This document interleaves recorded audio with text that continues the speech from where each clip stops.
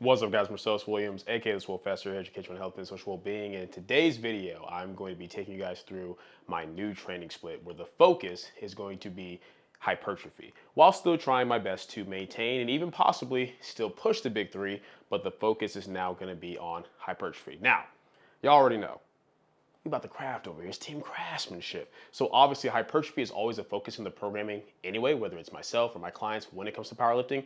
The difference is going to be in the pacing, how hard we're pushing the accessories, how often, and the fact that I'm no longer going to have to cap myself on certain movements for the sake of not letting the performance be impacted on the big three, squat, bench, and deadlift. So basically the way you can look at it is with my old programming, right? Even though hypertrophy and accessories are a big aspect of it, it's always secondary. It's there to help, fuel the big three, promote the big three, and get steady growth in the background over time while still keeping the main focus on performance for the squat, bench, and deadlift.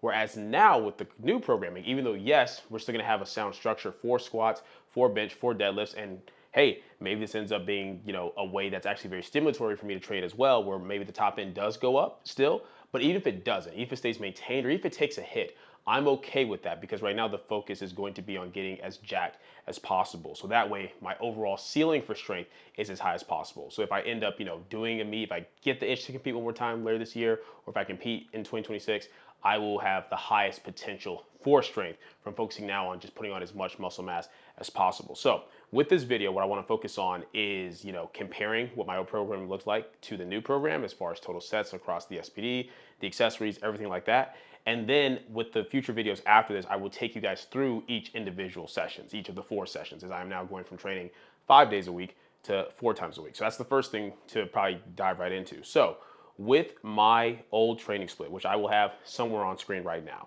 I was training 5 days a week on Saturday, Monday, Tuesday, Wednesday, Thursday, and yeah, Saturday, Monday, Tuesday, Wednesday, Thursday. So I was resting Friday and Sunday. And with this, I was benching 5 times a week. I was squatting 3 times a week and deadlifting twice a week. And then from there, I had my accessory movements. So you guys can see everything on screen, but just in case, for those of you where like maybe like it's a little bit blurry for you or whatever it may be, I'll just very quickly and briefly read through what my days look like on this old split. So for my SBD days, right? As far as Saturday, day 1, primary SBD day, I would have a top set of squat, and that could range anywhere from a top set of 5 to a single based upon where we are in the training cycle. So I'd have a top set of squat, 3 back down sets of 5, and then for bench, I would have anywhere from 3 to 2 singles, followed by 2 to 3 total back down sets of 5 based upon where we're at, but typically 3 back down sets of 5. And then for the deadlift, it'd be a top single followed by 3 by 3 for my back downs. After that, I would have 3 sets of leg press, 3 sets of 45-degree glute extensions, and then 3 sets of single arm tricep overhead extensions. And you guys, on screen, you can see like what the reps look like, whether it was 12s, AMRAPs, whatever it may be. My day 2 on Monday, my day 2 bench was 3 sets of ascending close grip bench, followed by a top set of weighted dips, 2 back down sets of weighted dips, 3 sets of prime lat pull downs, 3 sets of prime seated row, 3 sets of a bicep curl machine of choice, 3 sets of lateral raises, and 3 sets of face pulls. Then my day 3 was my secondary squat day. I had a top set of high bar on squats, typically a top set of 6 or 5, followed by 2 back down sets of 6. I had 4 sets of 4, 2 count pause bench. I had 3 sets of 4, assign load for my secondary deadlift. Then I have 3 sets of belt squats, 3 sets of leg curls, and then 3 sets of Copenhagen planks, which those were kind of more just for health. I don't really count that towards like my total set volume or anything. Those would be more for health as needed. Then on day 4, my secondary intensity bench day, I would have a top 2 count single on bench. I would then repeat that same load for a comp single, followed by 5 by 5 back downs on bench. After that, I would have either sternal press around or cable or dumbbell fly, depending on what I was feeling, for 3 sets. I would have the dual lat pull down machine for 3 sets, standing cable wire raises for 3 sets, triceps of choice for 3 sets, and rear delt fly of choice for 3 sets. And then on my final day, my priming squat and bench day to set me up for the primary day, I would have a top double or single on squat, depending on where we're on the block, 3 by 3 back downs with very light weight, 3 by 5 on bench with very light weight, chest supported row machine for 3 sets of 12, incline curl machine for 3 sets, AMRAPs typically, and then in 2 to 3 sets of a core movement of choice, and that's where I'm getting my actual core work in with some type of weighted crunch, cable crunch, whatever it may be. So that is what my my old program looked like, right? And what I'll end up doing is I'm not going to take you guys through what the new programming looks like, and then on screen we're going to have like just an overall like comparison of the set volume and everything like that, right? So with that being said, looking at my new program, with my new program split, instead of training 5 days a week, we were training 4 days a week. Instead of squatting 3 times a week, we're only squatting twice. Instead of benching 5 times a week, we're only benching 3 times a week, and we're still deadlifting twice a week. And there is a shift now with where my deadlift is at overall as far as like the primary work. So getting right into it. On my Saturdays, this is still an SBD day, but it's no longer necessarily a primary SBD day. So my squat, still my primary squat, and we're still gonna play around with the same type of scheme. We're shifting it just a little bit. One thing that Brad and I did realize with this past prep is I do very well in three block macro cycles. By the 4th block, I feel pretty much just as strong as I do on the 3rd block, not a little bit stronger, but there's just a little bit more fatigue on me from that 3rd block that can kind of run a little bit of interference. That's one thing we realized at the meet, that I felt about as strong as what I did on the week 4 of the previous block, but was maybe just a little bit more fatigued than what I was. And it makes sense because when I think about it, okay, the 250, 250 kg, 551 squat double, I hit that on the 3rd block. And even when I hit 255 kg, 562 for an all-time PR last year, that was on the 3rd block of the macro. So we're now going to start pushing things in 3 block macros, right? You know, the SBD, the accessories, everything. And we think that's going to be really, really good for me. So what we're going to do with the squats as a result is, you guys, so typically it would be like, let's say block 1 is, you know, top set of 5 on week 1 and 2, then top set of 4 on week 3 and 4. Then block 2 would be like, okay, 4s, weeks 1 and 2, 3s, weeks 3 and 4. Block 3 would be 3s, weeks 1 and 2, 2s, weeks 3 and 4. And then on the 4th block, it'd be like double, double, single, single. Well, now we're doing it in 3 blocks, is 5s, weeks 1 and 2 for block 1, and then 4 on week 3, and then 3 on week 4. Then the 2nd block will be 4, 4, 3, 2, and then the 3rd block will be 3, 3, 2, 1. So that's what we're doing with the squat. So anyway, with the new program, which I will have is up on screen currently, SBD day is a top set of 5. Instead of 3 back down sets of 5, it's going to be 2 back down sets of 5. And then for the bench press, it's changed up quite a bit since we're now just benching 3 times a week. Instead of having my 3 singles, we're going to have a top triple first. Then I'm going to have a fatigue single after that. Then I'm going to have my first back down set of 5, which is ideally going to be like, you know, like the heaviest back down set of 5. And then I'll have 3 back down sets of 5 after that with a lighter weight to kind of finish off the bench press, right? For deadlifts, my secondary deadlifts are now going to be on Saturday. So I have 3 sets of 4 with an assigned load. And the reason why we're doing this is because we want to see what happens with having deadlift on its own day. This is something that I do with a lot of my clients, but something that I haven't done for myself in years. And just with where my squat is at currently, we feel like the squat plays such a huge role on the fatigue that I feel on the deadlift, but the inverse isn't necessarily true. So one, we get to have the primary deadlift on its own day, which you guys will see, you know, as we get deeper into the programming. So it'll be on its own day. So I'm not deadlifting after squats. I'm not deadlifting after bench. My primary deadlift day will be the first thing I'm doing. And we already kind of started that this week before we get into like the official week 1 supplement block. We played out with it on the back end deload, and it felt great. Like just having none of that acute fatigue on the back end like that, it feels really, really good. Now, the only issue would be that the cumulative fatigue, right? Like if I had to come in and hit a week 4 squat, even if I back end deload the back downs, my back might be pretty cooked by the time I come into that week 4 deadlift. So what we're doing is something that I commonly do with clients is I'm staggering my deadlift and my squat. So I will actually hit my highest exertion deadlift on the week 3, right? And then I'll hit my week 4 primary squat, and then I'll hit my week 1 primary deadlift on the back end deload post the week 4 squat. So we're staggering my squat and deadlift. So pretty much week 4 will be like week 1 for my deadlift, right? And then week 1 will be week 2 for my deadlift. And then like week 3 will be like the week 4 for my deadlift. So that's how we're going to go about just staggering it, right? And that should allow the fatigue to not interfere too much as far as between the squat and the deadlift. Anyway, with that being said, after that, we've got leg press for 4 sets of 12. We've got seated leg curls for 4 sets of 10. And then we have calf raise of choice for 3 sets of AMRAP. And I know, man, I have not hit calves in years, but I'm like, you know what? We trying to grow. We might as well get a little bit of calf work in, right? Like, why not? It's not going to hurt. And as far as like what things are going to be looking like from the RP threshold and stuff like that, you guys will see that more specifically as I show you each session. But you are going to notice as I show you these sessions in the future that we're just pushing things a lot harder as far as like the pace and the RP. And I'll kind of break that down a little bit towards the end of the video. But that's what we've got for day one. And so it's pretty much primary SPD and then lower body accessory work, right?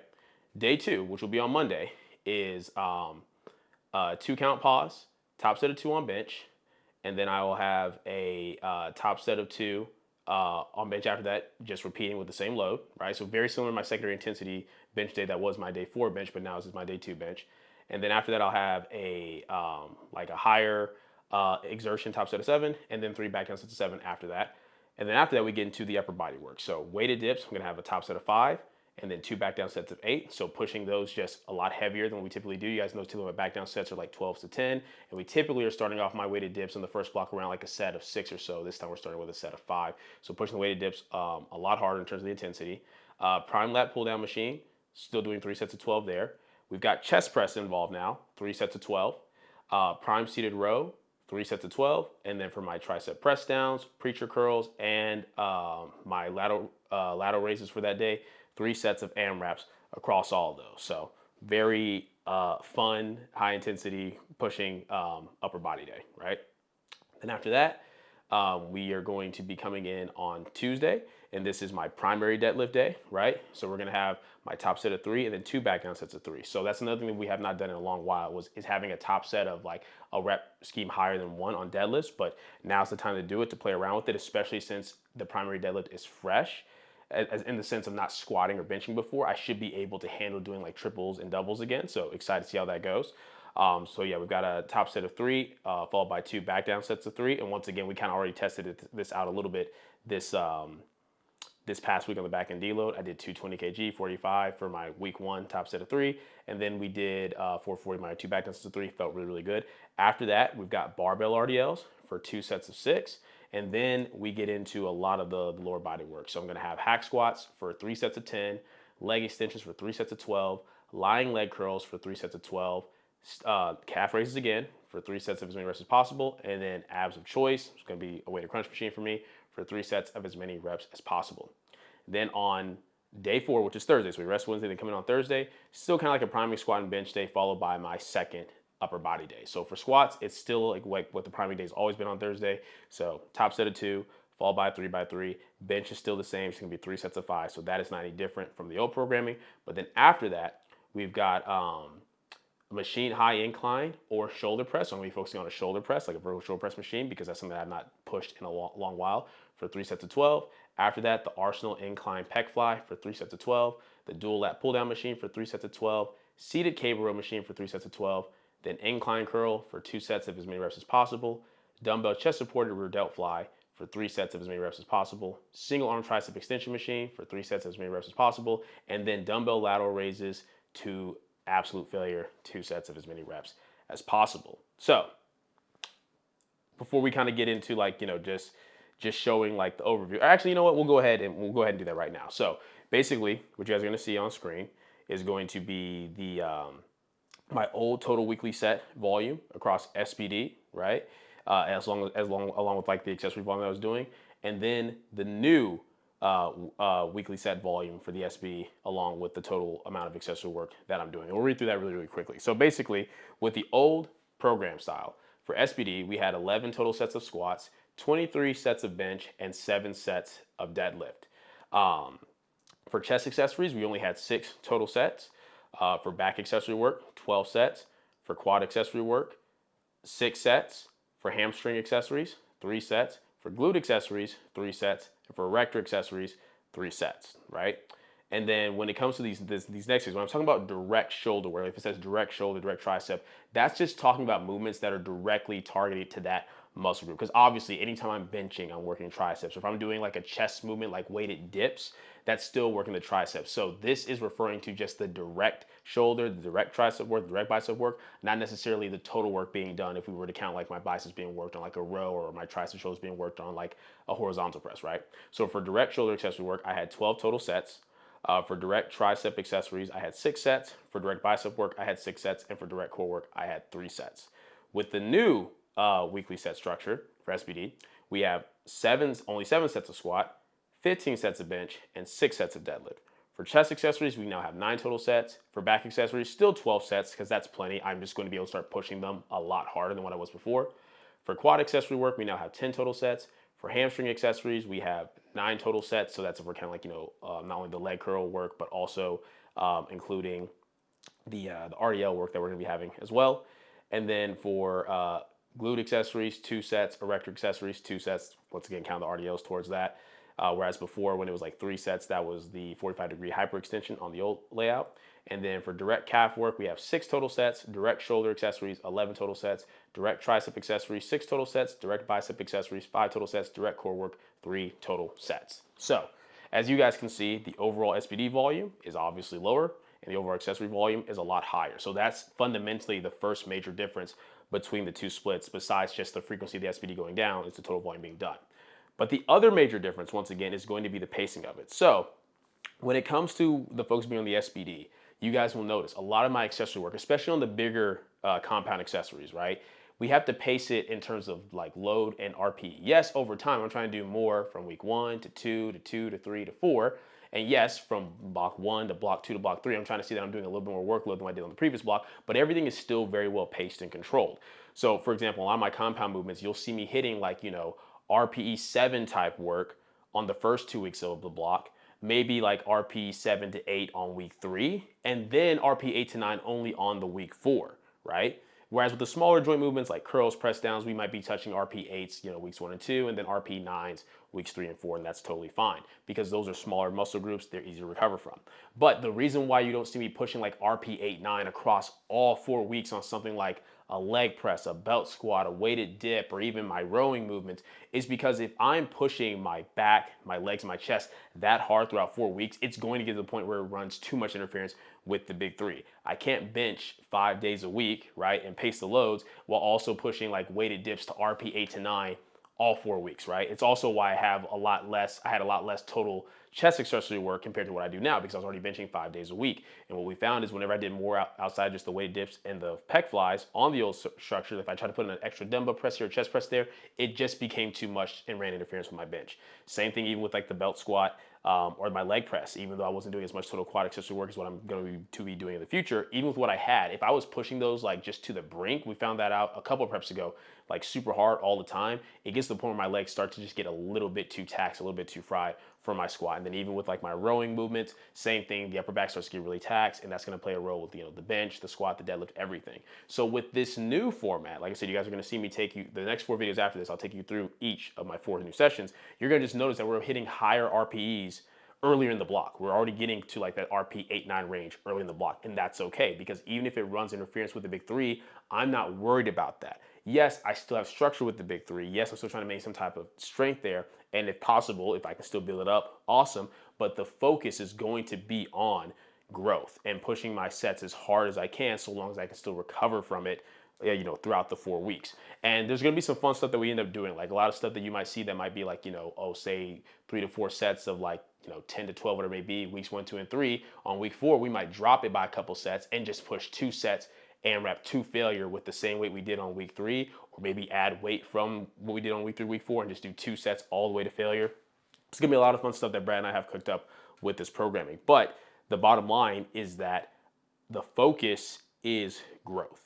The focus is seeing progression across these accessory movements. I care more about that right now than what I do the big 3 because that is going to give me the higher ceiling for the big 3 later whenever I decide to compete. And like I said, who knows? It might be a thing where we find that because I can recover in the way I'm pushing things, this might be a better way for me to train for the big 3. We just don't know yet. But whether it ends up being better for me immediately or better for me long term, this is what I've dedicated myself to as far as training over the next few months, at least until the end of the year.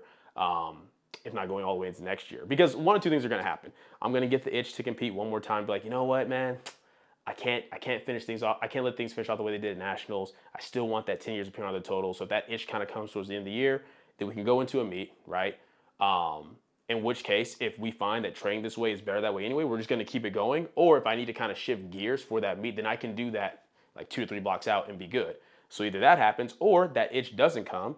I'm content to just keep training this way because I'm enjoying it, especially with my, my second child on the way, which Amber and I now know is going to be a baby boy, which I'm so grateful for. All glory to God. The fact that I get to experience what it's like to have a daughter and a son is amazing. I would be totally grateful for 2 sons or 2 daughters, but the fact that we get to experience both is awesome. So sorry, side note tangent there. But if I just end up enjoying training this way and it just doesn't seem very feasible for me to get in a well-structured meet prep and do what I want to do, then cool.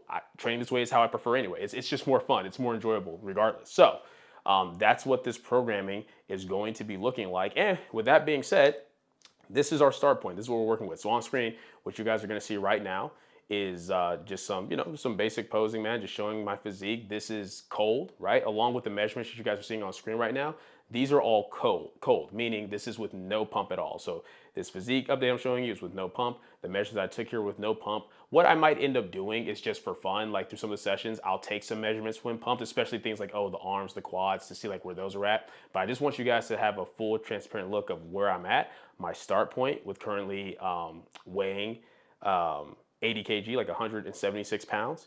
And, then we're just going to see where we're at every few months with more physique updates, trying to be in the same spot with the same lighting, no pump, and just have these comparisons every few months because I need to grow. Like, if I do decide to compete and step on the platform again, it needs to be to where I don't even have to go all out to hit a 600-pound total because I'm that much more jacked and my top end of strength is that much higher. So that is the goal.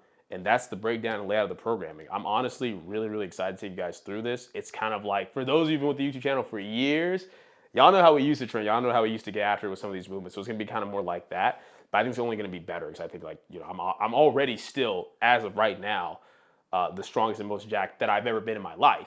But now I just get to elevate it even further. And I really do feel like for me, in order to really properly fill out the 83 kg weight class the right way and to do it a little bit faster, taking this shift where I'm focusing more on hypertrophy versus it being secondary in the background is going to be the key. So next time I'm on that platform, I need to be at least 180 pounds, period. Like 180 pounds plus, if not all the way filled out to 83, which is like 183 pounds. But that's going to be the goal. And of course, that just depends on when I compete again. As of right now, I'm not sure. But with that being said, I'm very, very excited for this. I'm excited for this change mentally. I'm excited for the changes physically. And I'm just excited for kind of the change in content with you guys in terms of what I get to show and emphasize here a little bit. Obviously, a lot of the powerlifting focused content is still going to be a thing on Powerlifting Now that you guys are still going to be able to get from me. But as far as this channel, right now it's all about the craft. But with that being said, that is it for this video. Hope you guys enjoyed it. If you did, go ahead and leave a comment down below. Let me know what you did. If not, leave a comment down below. Let me know what can get better. Like the video, share, subscribe. Keep it simple, specific, scientific. I'll catch you guys later.